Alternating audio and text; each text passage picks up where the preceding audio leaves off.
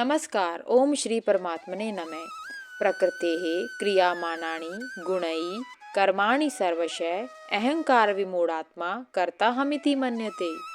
इस श्लोक में भगवान श्री कृष्ण अर्जुन से कहते हैं कि प्रकृति के 3 गुणों के कारण सभी दिशाओं में कर्म क्रियान्वित होते हैं, परंतु जीवात्मा देह के मिथ्याभिमान के कारण स्वयं को ही सभी कार्यों का कर्ता समझती है। इसी अहंकारवश जीव कहते हैं कि मैं करता हूँ। भगवान के कहने का अभिप्राय है कि कर्म प्रकृति के 3 गुणों से होते हैं। गुण सत्व रजस व तमस 3 प्रकार के होते हैं। प्रकृति के ये 3 गुण 4 तत्वों में बदल जाते हैं, जैसे मनस, बुद्धि, चित्त, अहंकार।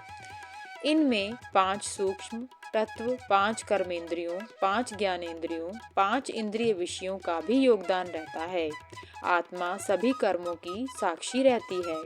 वास्तव में मनुष्य करता नहीं।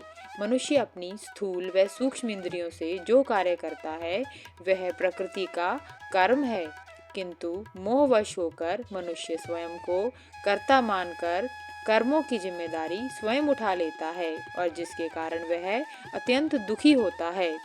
अज्ञानी और ज्ञानी में यही फर्क है। अज्ञानी स्वयं को शरीर मानते हैं और ज्ञानी स्वयं को शरीर रूपी वाहन से अलग कर लेते हैं।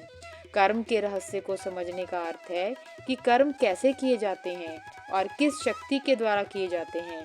भगवान कहते हैं कि कर्म का प्रकारण प्रकृति है और वह इसे 3 गुणों के माध्यम से निष्पादित करती है।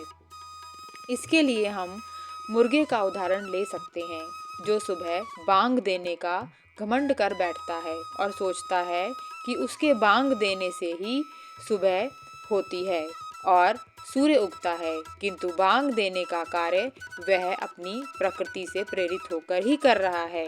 ओम नमो भगवते वासुदेवाय नमः। धन्यवाद।